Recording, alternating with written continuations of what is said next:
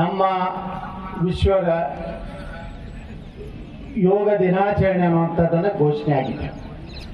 ನಮ್ಮ ದೇಶದ ಪ್ರಧಾನಮಂತ್ರಿಗಳು ಅವರ ಒಂದು ಪ್ರಯತ್ನದಿಂದ ಭಾರತ ಇವತ್ತು ಏಷ್ಯಾ ಖಂಡದ ಒಂದು ಭಾಗ ಅಲ್ಲ, ಭಾರತ ಇವತ್ತು ವಿಶ್ವದ ಗುರು ಆಗುವಂಥ ಕಡೆ ಹೋಗುವಂಥ ಭಾರತ ಇವತ್ತು ನಿರ್ಮಾಣ ಆಗಿದೆ. ನೋಡಿ, ಯಾವ ಯೋಗ ಅಂದರೆ ಒಂದು ಕಾಲಕ್ಕೆ ಅದೊಂದು ಧರ್ಮದ ಒಂದು ಪದ್ಧತಿ ಅನ್ನುವಂಥದ್ದನ್ನು ಹೇಳ್ತಾ ಇದ್ರು. ಆದರೆ ಇವತ್ತು ಯೋಗ ಸೌದಿ ಅರೇಬಿಯಾ ಹಿಡಿದು ಎಲ್ಲ ರಾಷ್ಟ್ರಗಳಲ್ಲಿ ಇವತ್ತು ಯೋಗ ಆಚರಣೆ ಮಾಡ್ತಾ ಇದ್ದಾರೆ. ಅಂದರೆ ಭಾರತ ಎಷ್ಟು ಶ್ರೇಷ್ಠವಾದಂಥ ಸಂಸ್ಕೃತಿ ಹೊಂದಿತ್ತು ಅನ್ನೋದಕ್ಕೆ ಇದು ಒಂದು ಉದಾಹರಣೆ. ಮೊನ್ನೆ ನಮ್ಮ ಪ್ರಧಾನಮಂತ್ರಿಗಳು ನಮ್ಮ ಹೊಸ ಒಂದು ನಳಂದ ಯೂನಿವರ್ಸಿಟಿಯನ್ನು ಉದ್ಘಾಟನೆ ಮಾಡಿದ್ರು.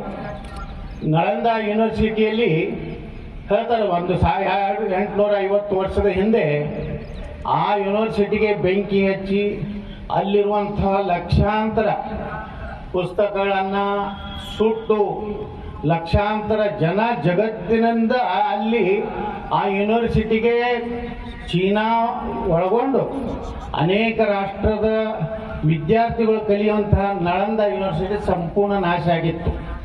ಆದರೆ ಇವತ್ತು ನಮ್ಮ ಪ್ರಧಾನಮಂತ್ರಿ ಶ್ರೀ ನರೇಂದ್ರ ಮೋದಿಯವರು 850 ವರ್ಷದ ಹಿಂದಿರುವಂತಹ ನಳಂದ ವಿಶ್ವವಿದ್ಯಾಲಯನ ಎಲ್ಲ ನವೀಕರಣ ಮಾಡಿ ಇವತ್ತು ಮತ್ತೊಮ್ಮೆ ಭಾರತದ ಏನು ನಮ್ಮ ಐತಿಹಾಸಿಕ ಅದ್ಭುತವಾದಂಥ ಚಿಂತನೆ ಏನದಾವ ಇವತ್ತು ಕೊಡುವಂಥದ್ದನ್ನೇನು ಕೆಲಸ ಆಗಿದೆ.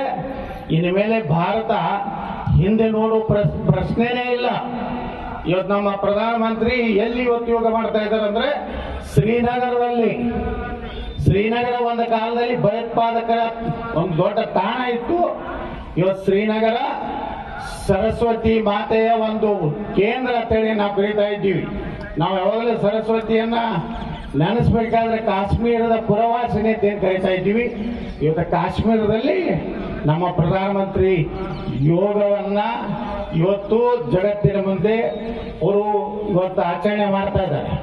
ಏನು ಕೆಲವೊಂದು ದಿವಸ ಹೋಗಲಿ, ಕಾಶ್ಮೀರ ಭಾರತದ ಏನು ನಮ್ಮಿಂದ ಬಿಟ್ಟು ಹೋದಂತ ಪಾಕ್ ಆಕ್ಯುಪೈಡ್ ಕಾಶ್ಮೀರದಲ್ಲಿ ನಮ್ಮ ಪ್ರಧಾನಮಂತ್ರಿಗಳು ಯೋಗವನ್ನ ಮಾಡುವಂತ ಕಾಲ ಭಾರತಕ್ಕೆ ಬರ್ತದೆ ಅಂತದ್ದು ಇವತ್ತು ಜಗತ್ತು ಹೋಗ್ತಾ ಇದೆ.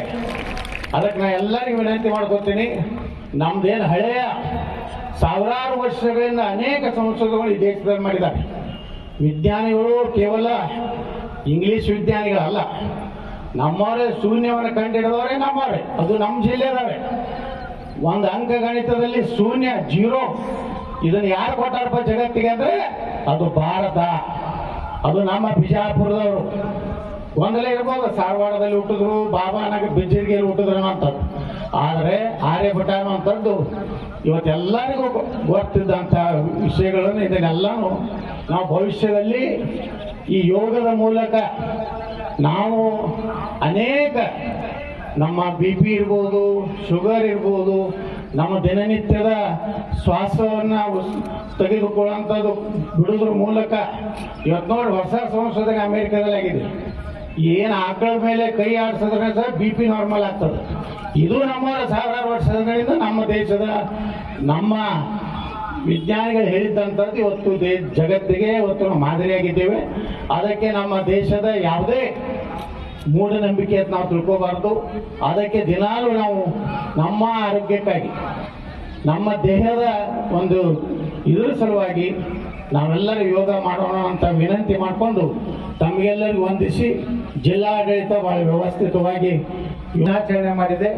ಇದನ್ನು ನಾವು ಕಲಿತು ದಿನ ಒಂದು ಅರ್ಧ ಗಂಟೆ ಮಾಡಿದ್ರೆ ನಿಶ್ಚಿತವಾಗಿಯೂ ಒಂದು 5 ವರ್ಷ ನಮ್ಮ ಆಯುಷ್ಯ ಹೆಚ್ಚಾಗಲಿಕ್ಕೆ ಸಾಧ್ಯ ಇದೆ.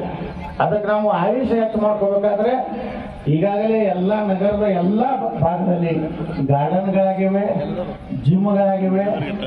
ವಾಕಿಂಗ್ ಮಾಡಲಿಕ್ಕೆ ಸಾಕಷ್ಟು ಸದುಪಯೋಗ ಮಾಡಿಕೊಂಡು ವಿಜಯಪುರದ ಜನ ಸತಾಯುಷ ಆಗಲಿ ಕೇಳ್ಕೊಂಡು ನನ್ನ ಮಾತು ಮುಗಿಸ್ತೀರಿ. ಜೈ ಹಿಂದ್, ಜೈ ಕರ್ನಾಟಕ. ಇಲ್ಲಿವರೆಗೆ ಯೋಗದ ಬಗ್ಗೆ ಸವಿಸ್ತಾರವಾಗಿ ಮಾತನಾಡಿದಂತಹ ನಾನು ತುಂಬು ಹೃದಯದ ಇಲಾಖೆಯ ಪರವಾಗಿ ಹಾಗೂ ಜಿಲ್ಲಾಡಳಿತ ಪರವಾಗಿ ಜಿಲ್ಲಾ ಪಂಚಾಯತ್ ಪರವಾಗಿ ಎಲ್ಲ ಶಿಬಿರ ಇವತ್ತು ನಮ್ಮಿಂದ ವ್ಯಾಧಿ ಬರೋದಿಲ್ಲ ಅಂತ ಶಕ್ತಿ ಯೋಗದಲ್ಲಿದೆ. ಯಾಕಂದ್ರೆ ಮುಖ್ಯವಾಗಿ ಇದರಲ್ಲಿ ಶ್ವಾಸಕ್ಕೆ ನಾವು ಬಹಳ ಪ್ರಾಮುಖ್ಯತೆಯನ್ನು ಕೊಡ್ತೇವೆ. ಶ್ವಾಸ ತೆಗೆದುಕೊಳ್ಳುವುದರ ಜೊತೆಗೆ ಹಾಗೂ ಶ್ವಾಸ ಬಿಡುವುದರೊಂದಿಗೆ ಈ ಯೋಗ ಕಾರ್ಯಕ್ರಮ ಬಹಳ ಪ್ರತಿಯೊಂದು ಅಂಗಗಳಿಗೆ ಯೋಗ ಇರ್ತದೆ. ಬಾಡಿ ಸ್ಟ್ರೆಚಿಂಗ್ ಮಾಡೋದ್ರಿಂದ ಮೂಲಕ ನಮ್ಮ ಆರೋಗ್ಯವನ್ನು ಸದೃಢವಾಗಿಟ್ಕೊಳ್ಬಹುದು. ರಕ್ತ ಪರಿಚಲನೆಯಲ್ಲಿ ಆಮ್ಲಜನಕವಾಗಲಿ ದೇಹದಲ್ಲಿ ಸರಾಗವಾಗಿ ಆಗ್ತದೆ. ಅಷ್ಟೊಂದು ಯೋಗ ಇವತ್ತು ಸೈಂಟಿಫಿಕ್ ಆಗಿ ಪ್ರೂವ್ ಆಗ್ತಾ ಇದೆ. ಯಾವುದೇ ಕಾರ್ಯಗಳು ಇದ್ರೂ ಕಡಿಮೆ ಆಗ್ತದೆ. ಅಂತ ಯೋಗನ ಪ್ರಾರಂಭಿಸೋಣ. ನಮನಗಳನ್ನ ಸಲ್ಲಿಸಿ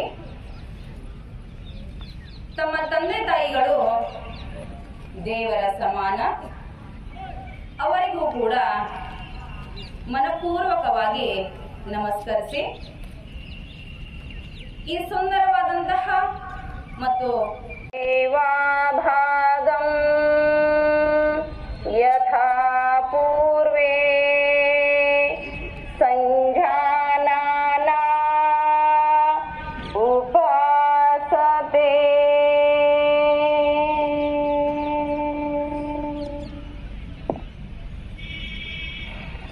ಉಸಿರು ತೆಗೆದುಕೊಳ್ತಾ ಎರಡು ಹಸ್ತಗಳನ್ನ ಪಕ್ಕಕ್ಕಿಡಿ. ಭೂನಮನ. ಉಸಿರು ಒಳಗೆ ಉಸಿರು ಹೊರ ಹಾಕ್ತಾ ಸಂಪೂರ್ಣ ಹಣೆಯನ್ನ ಭೂತಾಯಿಗೆ ಸ್ಪರ್ಶ ಮಾಡಿ. ಎಲ್ಲರಿಗೂ ಶರಣಾರ್ಥಿಗಳು. ಮೊದಲನೇದಾಗಿ ಯೋಗ ಮಾಡುವುದಕ್ಕಿಂತ ಮುಂಚಿತವಾಗಿ ದೇಹವನ್ನ ಸ್ವಲ್ಪ ಶಿಥಿಲೀಕರಣಗೊಳಿಸಬೇಕಾಗಿರುವಂತಹದ್ದು. ಅದಕ್ಕಾಗಿ ನಾವೆಲ್ಲರೂ ಜೊತೆಗೂಡಿ ಎದ್ದು ನಿಲ್ಲುವಂತಹ ನಿದ್ದು ಉಸಿರು ಹೊರ ಹಾಕ್ತಾ ಗದ್ದವನ್ನ ಮುಂದೆ ಉಸಿರು ತೆಗೆದುಕೊಳ್ತಾ ಮೇಲೆ ಮತ್ತೆ ಉಸಿರು ಹೊರ ಹಾಕ್ತಾ ಮುಂದೆ ಸಂಪೂರ್ಣ ಕತ್ತನ್ನು ಸಡಿಲ ಬಿಡಿ. 3 ಮುಂದೆ 4 ಹಿಂದೆ 5 ಮಧ್ಯಕ್ಕೆ ಬಂದಾಗ ಉಸಿರನ್ನ ಬದಲಾಯಿಸಿಕೊಳ್ಳುವಂತಹದ್ದು. 4 ಉಸಿರಿನ ಜೊತೆಗೆ ಬೆನ್ನು ನೇರವಾಗಿರಲಿ. ಎಲ್ಲ ಚಕ್ರಗಳನ್ನ ಜಾಗೃತ ಮಾಡುವಂತಹದ್ದು. ವಿಶ್ರಾಂತಿ. ಸಮಯದ ಅಭಾವದಿಂದ ನಾವು ಬೇಗನೆ ಮಾಡ್ತಾ ಇರ್ತೀವಿ. ಮುಂದಿನ ಅಭ್ಯಾಸ ವಜ್ರಾಸನ. ಬನ್ನಿ. 1 2 ವಜ್ರಾಸನ. ಊಟ ಮಾಡಿ ಮಾಡುವಂತಹ ಏಕೈಕ ಆಸನ ವಜ್ರಾಸನ.